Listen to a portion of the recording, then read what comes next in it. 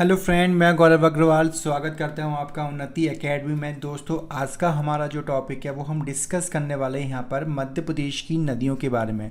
तो यहाँ पर हम ऑलमोस्ट जो मेजर रिवर हैं उन सबको यहाँ पर कवर करेंगे। इसके बाद हम यहाँ पर एक वीडियो क्लास और बनाएंगे जिसमें आपकी जो छोटी बड़ी नदियाँ हैं उनको भी हम यहाँ पर कवर कर लेंगे। ठीक है। सो दोस्तों, शुरुआत करते हैं यहाँ पर मध्य प्रदेश की नदियों के बारे में। सो दोस्तों, लगातार चैनल के साथ बने रहो और चैनल को लाइक और सब्सक्राइब भी कर दो। दोस्तों, एक चीज़ और, आप हमारे टेलीग्राम चैनल उन्नति एकेडमी के साथ जुड़ जाइए, क्योंकि यहाँ पर आपको करंट अफेयर्स की जो पीडीएफ है वो मिलती जाएंगी।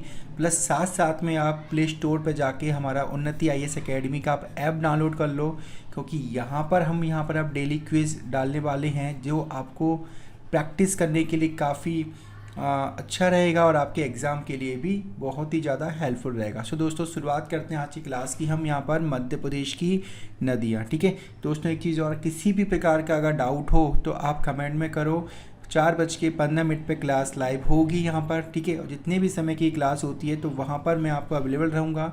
आपके जो डाउट्स हैं वो आप डायरेक्टली पूछ सकते हो। ठीक है। सो शुरुआत करते हैं हम यहाँ पर मध्य प्रदेश की नदियों के बारे में। दोस्तों, ये जो हम मैप देख रहे हैं, ठीक है, तो वहाँ पर हम देखें तो मध्य प्रदेश की जो आपकी मेजर रिवर हैं जो कि आपके एग्ज़ाम के पॉइंट ऑफ व्यू से काफ़ी इम्पोर्टेंट है, तो हमने इन सबको यहाँ पर कवर किया है। ठीक है। सो यहाँ पर हम देखते हैं कि मध्य प्रदेश में जो नदियाँ हैं वो आपके चारों दिशाओं में क्या कर रही हैं, फ्लो कर रही हैं, यानी कि बह रही हैं। ठीक है। जैसे कि ये जो डायरेक्शन है वो हो गई कौन सी आपकी यहाँ पर नॉर्थ। इस साइड में जो रिवर फ्लो कर रही हैं आपकी ये वर्धा है ना, पेंच और आपकी बैनगंगा। तो ये जो रिवर है वो कहाँ पर जा रही हैं, आपके दक्षिण की ओर प्रभावित होने वाली नदियाँ हैं। और वहीं हम बात करें यहाँ पे, ये नर्मदा जी हो गई, यहाँ पर ताप्ती नदी हो गई, और एक कौन सी आपकी यहाँ पर माही नदी। ठीक है। तो ये जो नदियाँ हैं वो कहाँ की ओर प्रभावित हो रही हैं, आपकी यहाँ पर पश्चिम दिशा में हो रही हैं। क्लियर। और इसके अलावा बात करें हम यहाँ पर चंबल नदी, काली सिंध, यहाँ पर शिप्रा नदी भी आती है आपकी, है ना। इसके अलावा आपकी पार्वती, सिंध, बेतवा, सोनार, कैन, टोंस और सोन नदी। तो इनकी जो दिशा है वो कहाँ पर है, आपकी यहाँ पर उत्तर की ओर है। ठीक है। और इसके अलावा आपकी एक रिवर कौन सी आपकी यहाँ पर, ये सोन नदी। तो सोन नदी जो प्रवाहित हो रही है वो कहाँ की ओर हो रही है, आपकी पूर्व दिशा की हो रही है। क्लियर वाली बात। इसके अलावा यहीं से एक रिवर और निकल रही है यहाँ पर, वो कौन सी आपकी यहाँ पर जोजिला। ठीक है, सॉरी जोहिला रिवर। सो यहाँ पर जनरली जो क्वेश्चन बनते हैं आपको याद रखना है कि आप उन नदियों के नाम बताओ जो पश्चिम दिशा की ओर बह रही हैं। तो वो कौन सी हो जाएगी आपकी, एक माही नदी, एक आपकी कौन सी नर्मदा नदी, और एक कौन सी आपकी यहाँ पर ताप्ती नदी। तो 3 रिवर जो हैं आपके वो कहाँ की ओर फ्लो कर रही हैं आपकी, यानी कहाँ की ओर बह रही हैं, पश्चिम दिशा की ओर। ठीक है। इसके अलावा आपकी वर्धा, पेंच और कौन सी बैनगंगा, ये किस दिशा में प्रवाहित हो रही हैं आपकी यहाँ पर, दक्षिण दिशा की ओर। इसके अलावा आपकी 2 नदियाँ जो हैं कौन कौन सी आपकी यहाँ पर, ये कौन सी, एक सोन नदी, कौन सी नदी आपकी, एक सोन नदी, और यहाँ पर जोहिला। ये जो दोनों नदियाँ हैं वो कहाँ की ओर प्रवाहित हो रही हैं आपकी यहाँ पर पूर्व की ओर। और बाकी ये जो नाम दिए हैं वो कहाँ की ओर फ्लो कर रही हैं आपकी उत्तर की ओर। तो आपको पहला क्वेश्चन यहाँ से बन सकता है, तो आपको इस स्लाइड के बेसिस पे आपको ये याद रखना है। ठीक है। चलो अब बात करते हैं नेक्स्ट हम यहाँ पर कि मध्य प्रदेश में मध्य प्रदेश में जो नदियों का अपवाह तंत्र है, यानी कि हम बात करें यहाँ पे इंग्लिश में ड्रेनेज सिस्टम जो है आपका, तो ड्रेनेज सिस्टम के अकॉर्डिंग हमने मध्य प्रदेश की जो नदियाँ हैं उनको यहाँ पर 5 भाग में क्या करके रखा हुआ है, बांटा हुआ है। ठीक है। तो यहाँ पर हम देखें गंगा यमुना अपवाह तंत्र, क्योंकि यहाँ पर आपके अपर सर्कल में हम देखें यहाँ पर तो यमुना नदी और इसके ऊपर ही यहाँ पर क्या देखने को मिलती है आपको, गंगा। तो ये नदियाँ जो जाके यमुना और फिर बाद में जाके कहाँ पर, गंगा में जाके मिलती हैं। तो आपको ये जो सर्कल दिखाई पड़ रहा है यहाँ पर, ठीक है, तो ये कौन सा है, गंगा यमुना का अपवाह तंत्र है। ठीक है।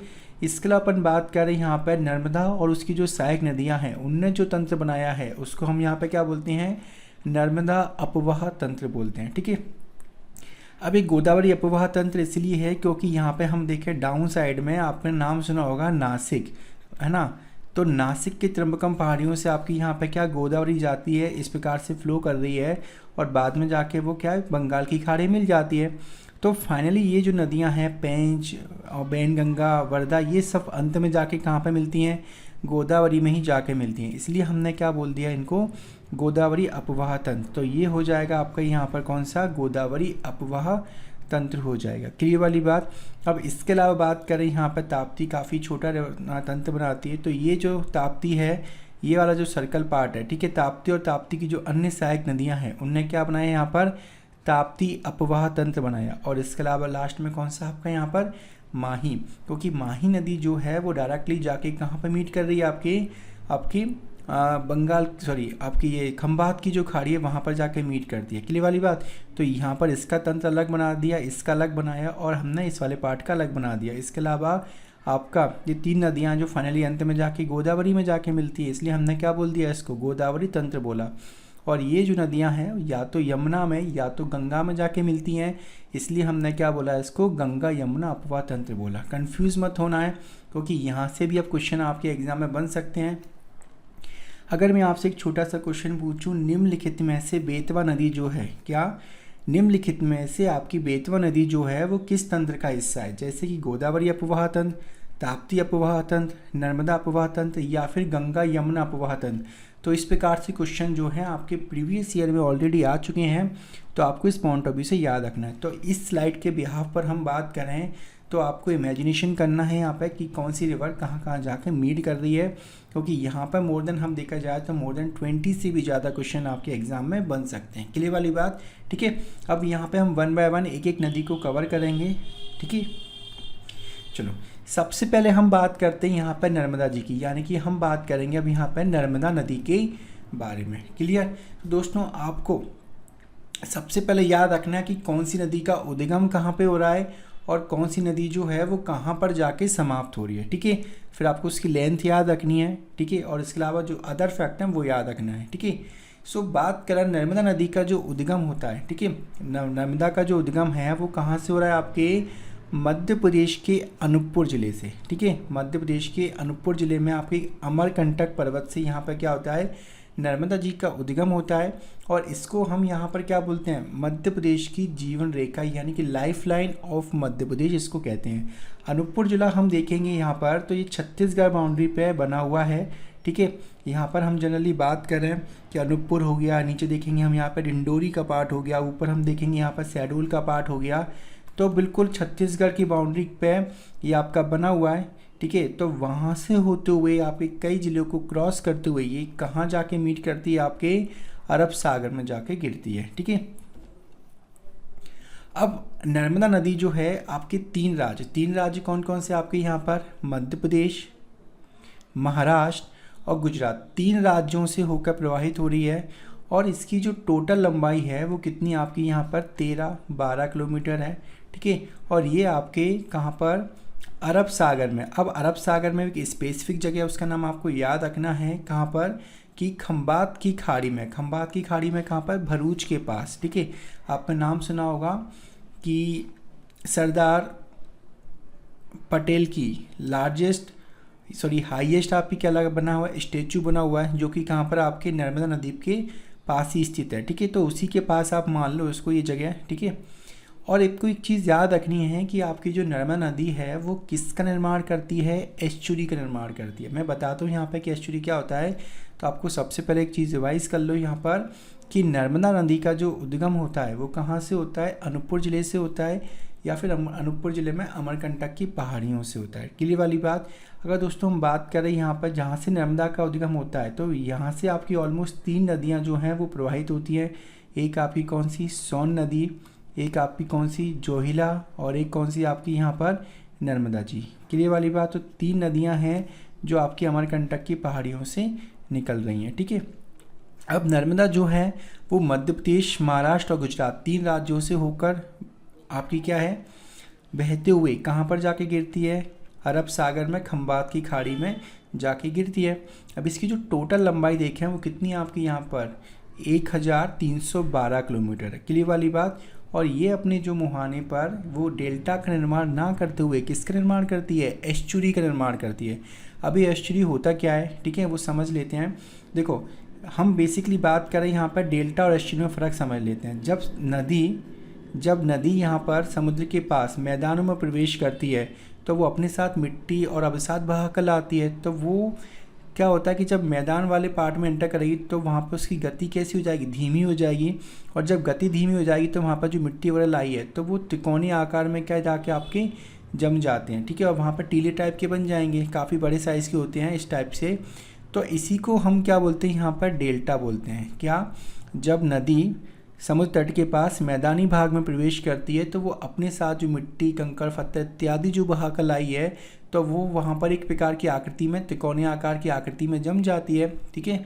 सो उसको हम क्या बोलते हैं, डेल्टा। किंतु जब नदी का जो मुहाना होता है, ठीक है, सीधे जाके समुद्र में ही एंटर करता है, ठीक है, तो वहाँ पर इस प्रकार के पार्ट में यहाँ पर हम क्या देखेंगे, फॉर्मेशन होता है, ठीक है। तो इसी को हम लोग क्या बोलते हैं, एस्चुरी बोलते हैं। क्लियर वाली बात, ठीक है। सो याद रखना है आपको, एस्चुरी जो है वो नर्मदा जी बनाती है। इसके अलावा आपकी ताप्ती नदी भी जो है वो आपके किसका निर्माण करती है, एस्चुरी का निर्माण करती है। बहुत बार क्वेश्चन यहाँ से आपके एग्जाम में आया हुआ है। क्लियर। अब देखो, नर्मदा नदी का अपवाह तंत्र देखें, मतलब नर्मदा में कौन कौन सी अन्य छोटी बड़ी नदियाँ जाके आपके मीट करती हैं, ठीक है। तो सबसे पहले आप ये देख लो, जो कि एग्जाम के पॉइंट ऑफ व्यू से इम्पोर्टेंट है, कि नर्मदा नदी के तट पर कौन कौन से प्रसिद्ध फेमस आपके स्थल बसे हुए हैं, ठीक है। सो नर्मदा जी पे अपन बात करें, यहाँ पर काफ़ी फेमस जगह हैं जो कि घूमने के पॉइंट ऑफ व्यू से, जैसे ओमकारेश्वर, आपका महेश्वर, और आपका यहाँ पे इंदिरा सागर डैम बना हुआ है जो कि टूरिस्ट पॉइंट ऑफ व्यू से सबसे ज़्यादा क्या है, इम्पोर्टेंट है। तो दो नाम आपको याद रखना है यहाँ पर, महेश्वर और ओमकारेश्वर जो हैं वो इस नदी के तट पर बसे हुए हैं। क्लियर। देखो, अब बात करें दोस्तों यहाँ पे इसकी सहायक नदी की हम बात करें तो आपको एक चीज़ याद रखनी है कि कोई भी नदी हो, है ना, तो वहाँ पर पूछा जाता है कि बाईं ओर की सहायक नदी, दाईं ओर की सहायक नदी कौन सी है। तो आपको बस इतनी चीज़ याद रखनी है कि अगर कोई नदी इस प्रकार से फ्लो कर रही है, क्या, अगर कोई नदी इस प्रकार से फ्लो कर रही है तो आपको अपना फेस जिस साइड फ्लो कर रही है उस साइड करना है। मान के यहाँ पर अपना फेस करना है तो आप देखोगे ये साइड और ये साइड, ठीक है। तो ये वाली साइड जो है वो कौन सी हो जाएगी आपकी, यहाँ पर ये राइट साइड हो जाएगी, और ये कौन सी हो जाएगी आपकी, left. In the same manner अगर कोई नदी, क्या, अगर कोई नदी इस साइड फ्लो कर रही है तो ये डायरेक्शन जो है वो कौन सी हो जाएगी आपकी, राइट हो जाएगी, और ये राइट डायरेक्शन कौन सी हो जाएगी आपकी, लेफ्ट हो जाएगी। क्लियर।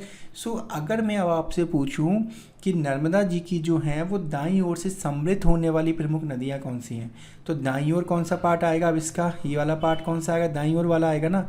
तो आपको याद रखना है यहाँ पर कि इसकी दाईं ओर की जो सहायक नदियाँ हैं वो कौन सी हैं आपकी, हिरन, तिंदौनी, बरना, कोलार, मान, ऊटी, हथनी। सारे के सारे नाम इंपोर्टेंट है, आपको सारे के सारे नाम आपको याद रखने पड़ेंगे, ठीक है। और वहीं हम देखें यहाँ पर कि आपकी बाईं ओर से समाहित होने वाली जो नदियाँ हैं वो कौन सी हैं आपकी, यहाँ पर बरनार, बंजर, तवा, छोटी तवा, कूंदी, दूधी, शक्कर, और कौन सी आपकी यहाँ पर गंजाल। तो आप ये देख लेना, खाने पीने के नाम आ जाएं, जानवरों के नाम आ जाएं तो वो किसकी सहायक नदी होंगी आपकी, यहाँ पर नर्मदा जी की आपकी यहाँ पर क्या है वो सहायक नदी है। क्लियर। अब अगर आपसे कोई पूछता है कि नर्मदा की सबसे बड़ी सहायक नदी है वो कौन सी है, तो वो आपको नाम याद रखना है, वो कौन सी आपकी, तवा नदी जो है वो नर्मदा जी की सबसे बड़ी सहायक नदी है, जिसको कि हम अलग से डिस्कस करेंगे। क्लियर। चलो आगे देखते हैं हम यहाँ पर। अब हम बात करें यहाँ पर नर्मदा को हम कई अन्य नामों से जानते हैं, जैसे कि पहला जो नाम है वो है रेवा, नामोदास, शंकरी, सोगो देवी। क्या आपका यहाँ पर सोगो देवी, और जो सबसे बड़ा नाम है वो कौन सा आपका यहाँ पर, मेकल सुथा के नाम से भी हम नर्मदा को क्या है जानते हैं। क्लियर। अब आगे देखें, नर्मदा जो है भारत की 5वीं सबसे लंबी नदी है। क्या, भारत की जो सबसे बड़ी नदी है वो कौन सी आपकी यहाँ पर, गंगा है, ठीक है। सो जल्दी से मुझे कमेंट बताओ कि गंगा की कुल लंबाई कितनी है। दूसरे नंबर पे हम बात करें यहाँ पर तो वो कौन सी आपकी यहाँ पर, गोदावरी। तो दोनों नाम आपको याद रखना है। वहीं हम बात करें यहाँ पर कि भारत की जो 5वीं सबसे लंबी नदी है वो कौन सी आपकी यहाँ पर, नर्मदा नदी है। क्लियर वाली बात, ठीक है। जबकि हम बात करें मध्य प्रदेश की जो सबसे लंबी नदी है वो कौन सी है आपकी यहाँ पर, नर्मदा है। अब बात करें यहाँ पर मध्य प्रदेश में ये कितनी लंबाई है, तो आपको याद रखना है कि 1077 यानी कि 1077 किलोमीटर इसकी क्या है, मध्य प्रदेश में कुल लंबाई है। क्लियर वाली बात। बहुत सारे क्वेश्चन आपके यहाँ से आए हैं, आपको याद रखना है। क्लियर। तो दोस्तों मुझे जल्दी बता दो गंगा की कुल लंबाई जो है वो कितनी है, ठीक है। चलो, अब इस पर देखें, यहाँ पर कुछ फेमस डैम बने हुए हैं। बेसिकली हम डैम का टॉपिक जो है वो अलग ही डिस्कस करेंगे, बट यहाँ पर हम देख लेते हैं कि इस पर जो फेमस डैम बना है वो कौन सा है। इंदिरा सरोवर, सरदार सरोवर। ये जो सरदार सरोवर बना हुआ है वो कहाँ पर बना हुआ है, आपके यहाँ पर गुजरात में बना हुआ है, ठीक है। वहीं हम बात करें यहाँ पर महेश्वर परियोजना, ओमकारेश्वर परियोजना इत्यादि आपकी परियोजना जो हैं वो आपके नर्मदा जी पर क्या हैं, संचालित हैं, ठीक है। चलो आगे देखते हैं। यहाँ पर नर्मदा नदी उत्तर और दक्षिण भारत के मध्य एक पारंपरिक सीमा का क्या करती है, निर्माण करती है। कैसे, वो देखते हैं यहाँ पर। जैसे मान के चलो कि ये एक बेसिक फिगर आउट हम बना रहे हैं भारत का,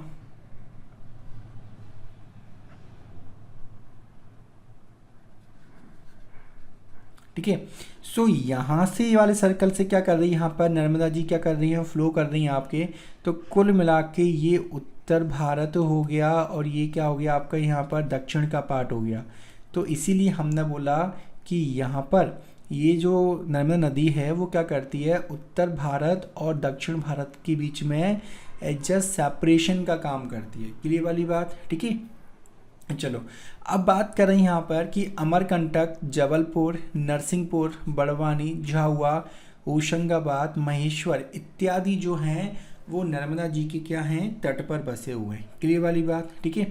जो कि हमने ऑलरेडी डिस्कस कर चुकी है कि कई सारे ज़िलों से होकर आपके निकलती है, और कई सारे ज़िलों में भी अगर पूछा जाए कि एग्जैक्ट कितने ज़िलों से होकर नर्मदा जी निकलती है, तो आपको याद रखना है कि नर्मदा जो है वो 15 ज़िलों से होकर प्रवाहित होती है आपकी। क्लियर, ठीक है। नाम याद नहीं रखना है आपको, आप बस बेसिक मैप देखोगे तो वहाँ से आपको समझ में आ जाएगा। अगर आप चाहो तो मैं आपको बता देता हूँ कि अनूपपुर, ठीक है, क्या आपके अनूपपुर से होकर जाएगी कहाँ पर, ये डिंडोरी वाले पार्ट में, डिंडोरी ज़िले में।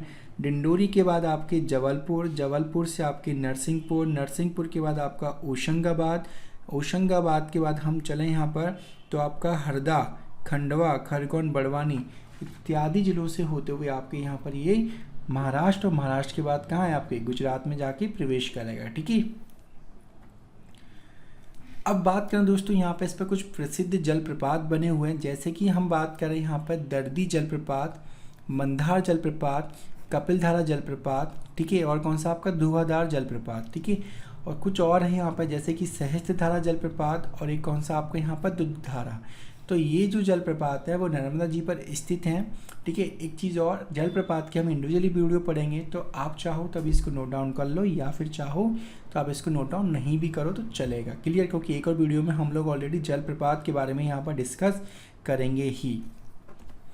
चलो अब बात करते हैं यहाँ पर, कुल मिला के आपके 15 ज़िले हो गए। आप चाहो तो इन ज़िलों को नोट डाउन कर सकते हो अगर आपसे याद हो जाए तो, बट सबसे अच्छा पार्ट ये होता है कि हम लोग क्या करें यहाँ पर कि बार की बार एक A4 साइज़ की मैप की फ़ोटोकॉपी निकलवाएं, वहाँ पर हम लोग खुद अपने रफली डायग्राम बना कर देखें, जिससे क्या मिलेगा आपको, प्रैक्टिस भी हो जाएगी और आपकी माइंड में वो चीज़ सेट भी हो जाएगी। क्योंकि एग्ज़ाम तक ये नाम जो है ना रेक्टिफिकेशन करोगे तो ऑफकोर्स ये बात भूल जाओगे। क्लियर, चलो अब दोस्तों नेक्स्ट बात करते हैं हम यहाँ पर चंबल नदी के बारे में, ठीक है। सो आपने नर्मदा में देखा कि हमने क्या क्या चीज़ें जो हैं वो ऑलरेडी रिवर में पूछे जा सकते हैं। बेसिकली हम डिफरेंट वीडियो बनाएंगे, बट आपको उसी प्रकार से क्या करना है, हर रिवर के बारे में डिस्कस करना है। अब मैं यहाँ पर जो डिस्कस करूँगा वो आपके रिवर्स के जुड़ा होगा, कि उसमें आपके जो जलप्रपात हो गए, डैम हो गए, उन सबको हम अलग तरीके से देखेंगे यहाँ पर, ठीक है।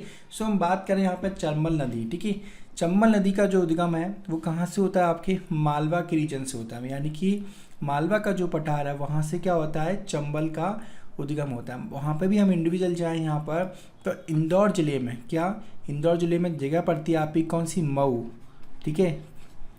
मऊ कैंट का नाम सुना होगा, काफ़ी फेमस है। तो इंदौर ज़िले में मऊ के पास यहाँ पर क्या जनापाव की पहाड़ी बनी है, यानी कि मऊ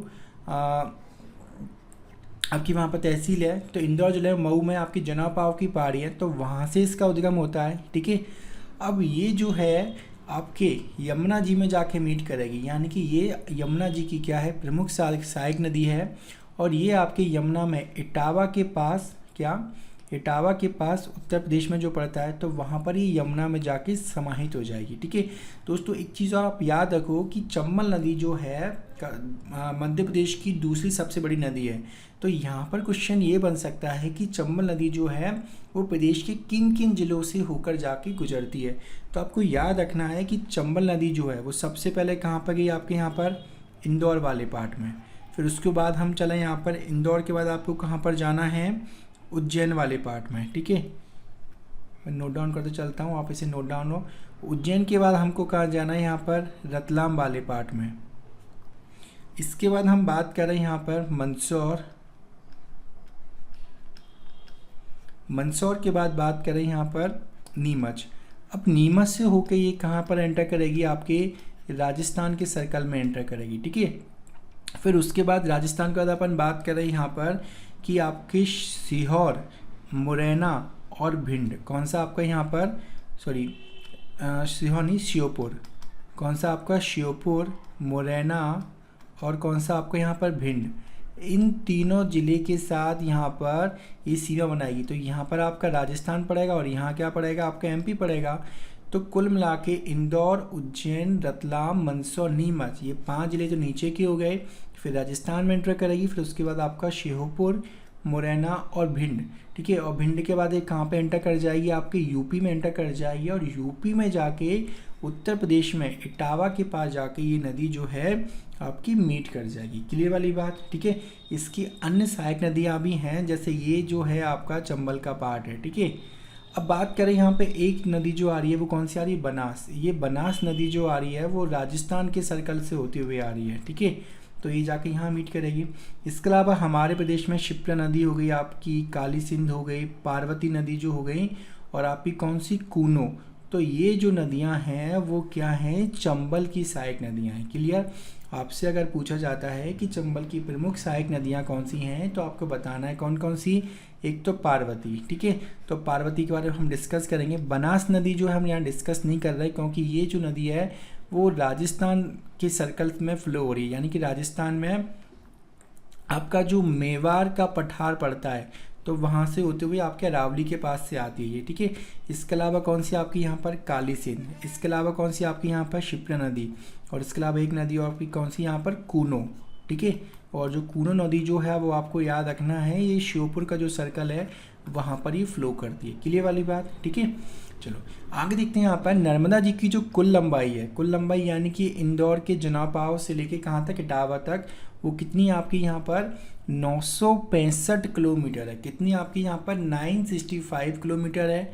और ये जो है मध्य प्रदेश की दूसरी यानी कि सेकंड लार्जेस्ट आपकी क्या है, रिवर है। क्लियर वाली बात। ठीक है, चलो अब बात करें, इसमें कुछ भाग राजस्थान में भी है, इसमें कुछ भाग कहाँ पर है, यूपी में भी है ना। तो मध्य प्रदेश में एग्जैक्ट कितना है, जैसे कि हमने नर्मदा में देखा कितना था, वहाँ पर 1077 था।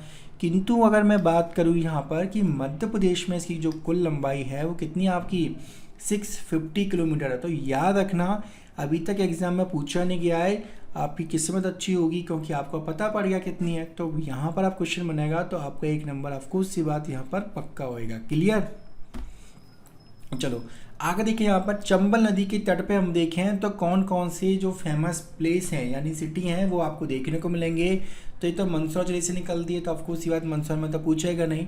बट अपन बात करें यहाँ पर कोटा फेमस है एजुकेशन के पॉइंट ऑफ व्यू से, तो फेमस है। अब कोटा के पास आपका बना हुआ है एक रावत भाटा, नाम सुना ही होगा आपने। तो रावत भाटा परमाणु संयंत्र लगा हुआ है। अगर आपसे पूछा जाता है कि रावत भाटा जो परमाणु संयंत्र है वो किस नदी के तट पर है, तो चंबल आंसर लगा देना, क्योंकि इसमें जो पानी की सप्लाई होती है वो चंबल नदी के द्वारा ही होती है। ठीक है, तो इम्पोर्टेंट है, ये याद रखना। इसके अलावा बात करें चित्तौड़गढ़, मुरैना, इटावा आदि जो हैं वो चंबल नदी के किनारे पर स्थित प्रमुख नगर हैं। क्लियर। चलो अब देखते हैं यहाँ पर कि इस पर कुछ फेमस डैम बने हैं। जैसे कि हम बात कर रहे हैं यहाँ पर गांधी सागर डैम, काफ़ी बड़ा डैम है और ये आपके मंदसौर में बना हुआ है। ठीक है, इसके अलावा बात करें यहाँ पर राजस्थान के कुछ फेमस डैम है, जैसे कि राणा प्रताप सागर डैम। ठीक है, राजस्थान में ये। एक और आपका जवाहर सागर डैम, ये कौन सा आपका यहाँ पर, कोटा में, राजस्थान में। ठीक है, इत्यादि जो डैम है वो आपके यहाँ पर क्या है, आपके यहाँ बने हुए हैं, ठीक है। अब एक चीज़ और याद रखना है यहाँ पर कि चंबल नदी पर चंबल नदी पर आपका क्या बना हुआ है, एक जलप्रपात बना हुआ है जिसका क्या नाम है, चूलिया जलप्रपात। तो आप इसको भी याद रखो एग्जाम के पॉइंट ऑफ व्यू से। क्लियर। अब आगे देखते हैं यहाँ पर, जैसे मैंने बता दिया कि चंबल नदी जो है वो मध्य प्रदेश की दूसरी सबसे बड़ी नदी है, और ये जो है मध्य प्रदेश और राजस्थान के बीच में क्या करती है, सीमा का निर्धारण करती है। अगर आप मैप का अपर पार्ट लो तो यहाँ पर आपका श्योपुर, यहाँ पर फिर आपका मुरैना, और उसके बाद कौन सा आपका भिंड, ठीक है। ये डाकुओं की नगरी है, नाम सुना होगा आपने, फूलन देवी, निर्भय सिंह गुर्जर इत्यादि लोग, पान सिंह तोमर देखे होगा आपने, ठीक है। तो ये जो है ये प्लेस फेमस है, चंबल के बीहड़ पड़ते हैं यहाँ पर। तो इस वाले सर्कल में आप पे क्या करेगी, यहाँ पर ये बाउंड्री बनाती है। क्लियर। अब इसका जो पौराणिक नाम है वो क्या है आपका यहाँ पर, धर्मावती। और बात करें जो चंबल नाम निकला है तो हम इसे क्या बोलते हैं, चरमावती भी बोलते हैं। एक्चुअली ऐसा बोला जाता है पौराणिक कथाओं के अनुसार कि जब गाय को जब काटा गया, ठीक है, तो उसके खून से है ना जो धार बही वहाँ पर, तो वो आपका किसके रूप में आ गई, यहाँ पर चंबल के रूप में आ गई है, ठीक है। सो याद रखना चरमावती, धर्मावती जो है वो उसके इत्यादि नाम है। डन। अब यहाँ पर मैंने बता दिया आपको ये चंबल नदी का पार्ट है। यहाँ पर आपको कुछ फेमस ज़िले देखने को मिलेंगे। वो ज़िले कौन कौन से आपके यहाँ पर, इंदौर हो गया, उज्जैन हो गया, रतलाम हो गया, धार, सॉरी ये धार नहीं है, आप इसको हटा लेना, ठीक है। सो ये नीमच, मंदसौर ये हैं, और ऊपर के आपके ज़िले जैसे यहाँ पर आपका श्योपुर पड़ेगा, यहाँ पर आपका मुरैना, और यहाँ पर आपका भिंड का सर्कल। क्लियर। और ये जो है वो यहाँ पर क्या कर रही है, इस वाले सर्कल में यहाँ पर सीमा का निर्धारण कर रही है, ठीक है। चलो अब दोस्तों बात करते हैं अपना नेक्स्ट, यहाँ पर काफ़ी पवित्र नदी है प्रदेश की, ठीक है। यहाँ पर कौन सी नदी आपकी, शिप्रा नदी, ठीक है। तो इसका जो उद्गम होता है वो कहाँ से हो रहा है, इंदौर के पास काकड़वाड़ी पहाड़ी से। क्या, इंदौर के पास काकड़वाड़ी पहाड़ी से इसका उद्गम होता है। अब ये जो नदी है उज्जैन जिले से प्रवाहित होते हुए, ठीक है, चंबल में जाके क्या करेगी, मीट कर जाएगी। क्लियर। अब बात करूँ यहाँ पर शिप्रा नदी जो है वो आपको याद रखना है कि इंदौर के बाद हम बात करें यहाँ पर आपका उज्जैन के बाद हम बात करें यहाँ पे कि आपके रतलाम, ऑलमोस्ट हम बात करें यहाँ पे मंदसौर की सीमा तक आ गए, तो आपके रतलाम में जाके ये मंदसौर की बिल्कुल सीमा के पास जाके क्या करेगी, यहाँ पर चंबल नदी में जाके मिल जाती है। क्लियर। अब बात करें यहाँ पे इसकी जो कुल लंबाई है वो कितनी आपकी यहाँ पर 195 किलोमीटर है। याद रखना, भूलना मत, बहुत बार एग्जाम में आया है, ठीक है। इसको हम यहाँ पर क्या बोलते हैं, मालवा की गंगा बोलते हैं, क्योंकि बहुत पवित्र नदी है। तो यहाँ पर हमने क्या बोल दिया, मालवा सर्कल में फ्लो होती है, इसलिए हमने क्या बोल दिया, मालवा की गंगा इसको बोल दिया है। क्लियर। अब बात करें यहाँ पर बहुत फेमस प्रसिद्ध स्थान, उज्जैन में जितने भी मंदिर हैं काफ़ी फेमस हैं, वर्ल्ड फेमस हैं, काफ़ी सैलानी आते हैं यहाँ पर, तो बहुत ज़्यादा क्वेश्चन यहाँ पर बनते हैं, ठीक है। बात करें उज्जैन का प्रसिद्ध महाकालेश्वर मंदिर शिप्रा नदी के तट पर स्थित है, ठीक है। और यहाँ पर प्रत्येक 12 वर्ष में क्या होता है कि आपका कुंभ का आयोजन होता है, ठीक है। जैसे लास्ट टाइम बात करें 2016 में यहाँ पर सिंहस्थ कुंभ का आयोजन किया गया, ठीक है। यहाँ पे एक बार एग्जाम में क्वेश्चन आया कि रामघाट किस नदी के तट पर है, तो रामघाट बहुत फेमस है क्योंकि यहीं पर सारे पाप धुलेंगे आपके, ठीक है। जैसे अपन बात करें गंगा नदी में आप कहीं भी नहा लो, ठीक है, कोई फ़र्क नहीं, लेकिन गंगा में हरिद्वार में जाके एक बनी आपकी हर की पौड़ी, तो जब तक हर की पौड़ी में जाके आप नहीं नहाओगे तब तक आपके जो है पाप धुलेंगे नहीं, ठीक है। उसी प्रकार से रामघाट जो है वो एक पवित्र स्थान है जहाँ पर जाके आपने जो पाप किए हैं उनका निवारण हो सकता है, ठीक है। वो डिपेंड करता है कि आपके पापों की संख्या कितनी है। चलो क्लियर वाली बात, ठीक है। तो आपको याद रखना है कि रामघाट जो है वो आप पे उज्जैन में और कहाँ पर है, शिप्रा नदी के तट पर है, ठीक है। अब इसकी जो सहायक नदी है, ठीक है, ये जो सहायक नदी है वो किसकी, खान नदी की, खान नदी जो है वो शिप्रा की क्या है, प्रमुख सहायक नदी है। और खान नदी आपको याद रखना कि अगर आपसे पूछता है कि इंदौर काफ़ी फेमस है, अपने भारत की सबसे स्वच्छ सिटी है लगातार 4 सालों से, तो आपको याद रखना है कि खान नदी के तट पर ही क्या बसा हुआ है, आपका इंदौर बसा हुआ है। क्लियर वाली बात, ठीक है। चलो अब आगे बढ़ते हैं। यहाँ पर बेतवा नदी काफ़ी फेमस है, इम्पोर्टेंट भी है एग्जाम के पॉइंट ऑफ व्यू से, बहुत बार क्वेश्चन ऑलरेडी आए हैं। तो मध्य प्रदेश के कुमरा गांव, जो कि कहाँ पर आपको रायसेन जिले के कुमरा गांव से यहाँ पर क्या होता है, इसका उद्गम होता है। अगर यहाँ पर इस प्रकार से नहीं पूछता तो हो सकता है कि वो देता है कि बेतवा नदी का उद्गम जो है विंध्याचल पर्वत श्रेणी से हो रहा है। क्लियर वाली बात, ठीक है। अब ये जो नदी है वो मध्य प्रदेश और उत्तर प्रदेश में प्रवाहित होगी। अब ये अंत में जाके बेतवा नदी की हम बात करें यहाँ पर, तो बेतवा नदी जो है वो यमुना नदी में जाके मीट करेगी, यानी कि मिल जाती है। और ये यमुना नदी में जो मिलती है वो कहाँ पर, हमीरपुर के पास आपकी यमुना नदी में जाके क्या करेगी, ये मिल जाती है। क्लियर। अब बात करें यहाँ पर बेतवा नदी जो है वो कैसे फ्लो कर रही है, आपके उत्तर दिशा में फ्लो कर रही है। कहाँ पर फ्लो कर रही है, आपके उत्तर दिशा में, आपके ऊपर की ओर फ्लो करती है। क्लियर। सो बात करें यहाँ पर कि ये जो है, ठीक है, वो आपके उत्तर प्रदेश और मध्य प्रदेश के साथ क्या करती है, यहाँ पर सीमा का निर्धारण करती है। ठीक है। अब इसकी जो अन्य सहायक नदियाँ वो कौन सी, बीना, धसान, कौन सी आपकी यहाँ पर बीना, धसान, या फिर सिंध हटा लो, मालिनी इत्यादि जो हैं वो बेतवा की क्या है, प्रमुख सहायक नदी हैं। और इस पर जो जलप्रपात बना हुआ है वो कौन सा आपका भालकुंड जलप्रपात जो है, ठीक है, वो इस पर बना हुआ है। ठीक है। और ये कहाँ पर आपके सागर जिले में। क्लियर। अब बात कर रहे हैं इसका जो ओल्ड नेम है वो क्या है आपका यहाँ पर, बेत्रवती है। और इसको हम यहाँ पर क्या बोलते हैं, मध्य प्रदेश की गंगा बोलते हैं। अब बोलो सर क्यों बोलते हैं मध्य प्रदेश की गंगा, मध्य प्रदेश की गंगा तो है ना नर्मदा जी होनी चाहिए, ऑफकोर्स बात होनी चाहिए। ठीक है। बट इसका हमने जो नामकरण किया है वो इसलिए किया है क्योंकि जिस प्रकार से गंगा बहुत प्रदूषित नदी हो गई है, उसी प्रकार से ये जो नदी है मध्य प्रदेश की सर्वाधिक दूषित नदी है। तो ये प्रदूषण के बेहाव पर, प्रदूषण के आधार पर हमने इस नदी को क्या बोल दिया, मध्य प्रदेश की गंगा बोला है। क्लियर। चलो अब बात करें इस पर, माता टीला और राजघाट डैम बने हुए हैं जो कि एमपी और यूपी की क्या है, संयुक्त परियोजना है। अब बात करें इस नदी की जो कुल लंबाई है वो कितनी है आपकी, 480 है। किंतु ये 480 जो है वो एमपी प्लस यूपी में दोनों में है। किंतु बात करें यहाँ पर मध्य प्रदेश में जो एग्जैक्ट लंबाई है वो कितनी आपकी यहाँ पर 380 किलोमीटर है। तो कंफ्यूज मत होना, बुक में यहाँ पर दोनों ही पार्ट दिए हैं, कहीं के 380 लिखा है, कहीं के 480। तो 480 दिया है तो वहाँ पर एमपी और यूपी को कंसिडर किया है। ठीक है। जबकि बात करें मध्य प्रदेश में ये सिर्फ कितनी है, 380 ही किलोमीटर है। क्लियर।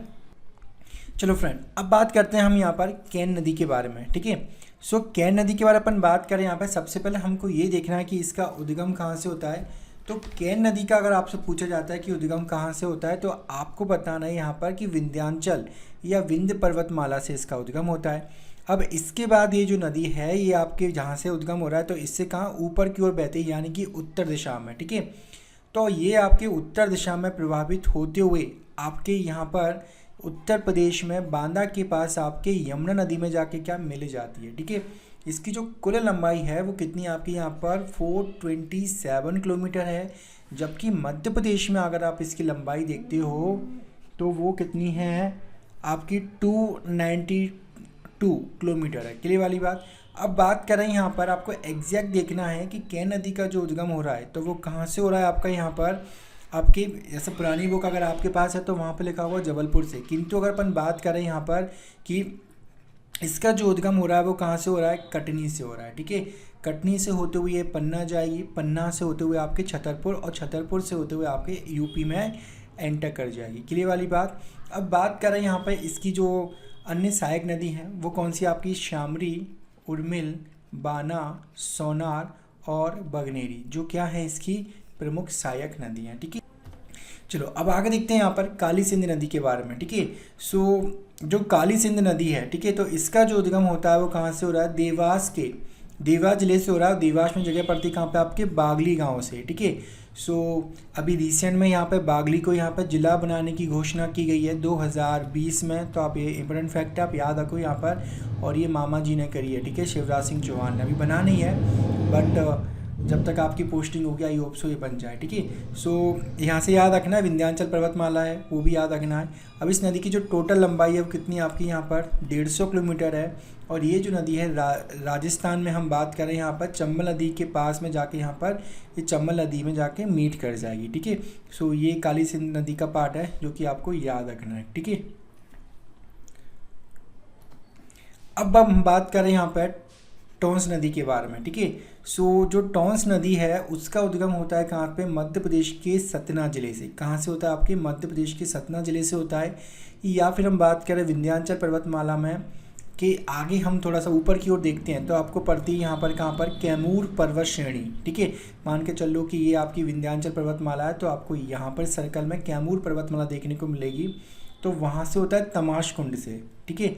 अब इसके पश्चात ये जो नदी आपके उत्तर पूर्व दिशा में बहते हुए, यानी कि ये आपके उत्तर पूर्व में बहते हुए, ठीक है, इलाहाबाद के पास सिरसा नामक स्थान पर गंगा नदी में जाके क्या कर जाएगी, मीट कर जाएगी।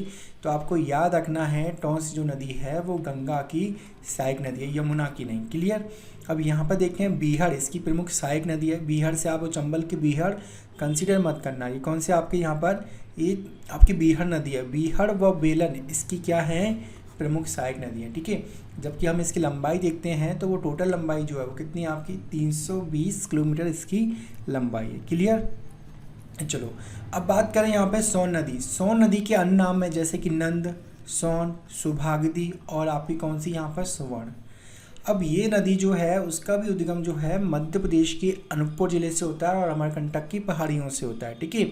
अब ये जो नदी है वो आपके सबसे पहले जहाँ से उद्गम होते हैं उससे आपके पश्चिम दिशा से होते हुए फिर आपको कहाँ, उत्तर की ओर ये नदी प्रवाहित होगी। क्लियर वाली बात। और इसके बाद ये जो रिवर है आपके इस दिशा में प्रवाहित होगी। तो अगर आपसे पूछा जाता है क्या, अगर आपसे पूछा जाता है कि निम्नलिखित में से कौन सी नदी है जो मध्य प्रदेश के पूर्व दिशा में प्रवाहित होती है, तो वो कहाँ कौन सी नदी होगी आपकी यहाँ पर, सोन नदी, ठीक है। इसके अलावा एक और आपकी यहाँ पर जोहिला करके, तो आपको ये भी याद रखना है, ठीक है। अब ये जो नदी है मध्य प्रदेश, बिहार और उत्तर प्रदेश से प्रवाहित होते हुए आपके गंगा नदी में पटना के पास आपकी यहाँ पर दानापुर जगह पड़ती है। तो वहाँ पर जाके ये नदी जो है गंगा नदी में जाके मीट कर जाएगी। तो हम बात करें यहाँ पर सोन नदी जो है वो क्या है, गंगा की सहायक नदी है, ठीक है। आपको दोस्तों याद रखना है कि इसकी एक और सहायक नदी है वहाँ पर कौन सी, रिहंद। और रिहंद पर भारत का क्या, रिहंद नदी पर भारत का सबसे बड़ा आर्टिफिशियल डैम बना हुआ है, यानी कि कृत्रिम बांध बना हुआ है। क्लियर। चलो अब देख लेते हैं यहाँ पर सोन नदी के बारे में अन्य फैक्ट कि सोन नदी एकमात्र नदी है जो दक्षिण दिशा से आकर क्या मिल रही है आपके गंगा में समाहित होती है। तो यहाँ पर मैंने एक ऐसा लिख दिया just because of already question में एग्जाम में आ चुका है, ठीक है। सो आप याद रखना। वैसे जो है आपकी टॉन्स रिवर का भी पार्ट है कि छोटी मोटी अन्य नदी है, तो एक बार एग्जाम में क्वेश्चन पूछा जा चुका है आपके व्यापम में, इसीलिए मैंने आपको ये लाइन लिख दी है टोटल, ठीक है। अब बात करें यहाँ पे इसकी जो कुल लंबाई है वो कितनी है, 780 किलोमीटर है। इम्पोर्टेंट है, आपको इसकी लेंथ जो है आपको याद रखनी है। क्लियर। अब बात करें यहाँ पर जोहिला, बनास, गोपद, रिहंद आदि जो हैं वो क्या है, इसकी प्रमुख सहायक नदियाँ हैं। जबकि बात करें यहाँ पर मध्य प्रदेश में शहडोल जिले में सोन नदी पर निर्मित बाण सागर परियोजना मध्य प्रदेश, उत्तर प्रदेश और बिहार की जो है वो क्या है आपकी संयुक्त परियोजना। यानी कि ये जो प्रोजेक्ट है वहाँ पर सिंचाई के पॉइंट ऑफ व्यू से, आपके इलेक्ट्रिसिटी जनरेट करने के पॉइंट ऑफ व्यू से, तो शहडोल में जगह पड़ती है आपकी देवलोथ, तो वहाँ पे एक डैम बना हुआ है, तो वहाँ पे आपकी सिंचाई और इलेक्ट्रिसिटी जनरेशन का पार्ट किया जाता है, ठीक है। चलो अब आगे बढ़ते हम यहाँ पर तवा नदी। तवा नदी का जो उद्गम होता है वो कहाँ से होता है, महादेव पर्वतमाला से हो रहा है। कहाँ से हो रहा है आपके, ये महादेव पर्वतमाला से हो रहा है, ठीक है। और बात करें यहाँ पर महादेव पर्वतमाला में आपका जिला पड़ता है कौन सा, होशंगाबाद। तो होशंगाबाद ज़िले में फ्लो करती है ये, यानी कि बहती है। तो होशंगाबाद में ये जो नदी है वो कहाँ से निकल रही है, आपके पचमढ़ी के पास से निकलती है, ठीक है। और वहाँ पर भी आपकी काली भीत की जो पहाड़ियाँ हैं वहाँ से एग्जैक्ट निकलती है। तो अगर आपसे क्वेश्चन पूछा जाता है तवा नदी कहाँ से निकलती है, होशंगाबाद भी राइट आंसर होगा, पचमढ़ी भी राइट आंसर होगा, काली भीत भी आपका परफेक्ट आंसर होगा। अब बोलो सर सभी दे दें, तो सभी देंगे तो नीचे लिखा होगा ऑल ऑफ देम, तो कंफ्यूज मत होना, आपको इन तीनों नामों में से कुछ भी दे सकता है वो, ठीक है। हो सकता है कि वो महादेव पर्वतमाला दे दे, तो वो भी आपका राइट आंसर होगा। क्लियर। अब बात करें यहाँ पे लिखा हुआ है होशंगाबाद के समीप तवा नदी नर्मदा नदी में जाके क्या होती है, समाहित हो जाती है। इसलिए मैंने आपको बताया था कि नर्मदा की जो सबसे बड़ी सहायक नदी है वो कौन सी आपकी यहाँ पर तवा नदी है। क्लियर वाली बात। देखो अब बात करते हैं यहाँ पर मध्य प्रदेश में सतपुड़ा राष्ट्रीय उद्यान और बोरी अभ्यारण्य, ठीक है।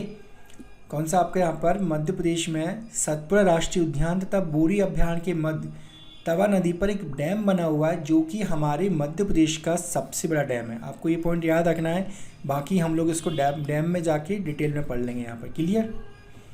अब बात करें यहाँ पर नर्मदा नदी पर, तवा नदी के संगम पर यहाँ पर क्या बना हुआ है, मंदार जलप्रपात बना है जो कि खंडवा में है, तो उसका निर्माण होता है। ठीक है। इसके अलावा हम बात करें यहाँ पर कि इसकी जो प्रमुख सहायक नदी है वो कौन सी, देनवा, मालिनी, सुखतवा आदि जो हैं वो इसकी क्या है, तवा नदी की सहायक नदी है। क्लियर। अब इसकी आपको लंबाई जैसे कि मैंने बताया था, आपको याद रखना 172 किलोमीटर जो है वो इसकी क्या है, लंबाई है। क्लियर। चलो आगे बढ़ते हैं हम यहाँ पर बैनगंगा। अब ये जो नदी है वो कहाँ फ्लो कर रही है, आपके दक्षिण दिशा में। ठीक है। तो इसका जो उद्गम होता है वो सिवनी जिले से हो रहा है। ठीक है। और वहाँ पर पड़ती है आपके मुंडेरा नामक स्थान पर यहाँ पर इसका उद्गम होता है। अब बैनगंगा सिवनी जिले में जो है वो अर्धचंद्राकार आकृति बनाती है। कैसी आकृति बना रही है, आपकी अर्धचंद्राकार आकृति बना रही है।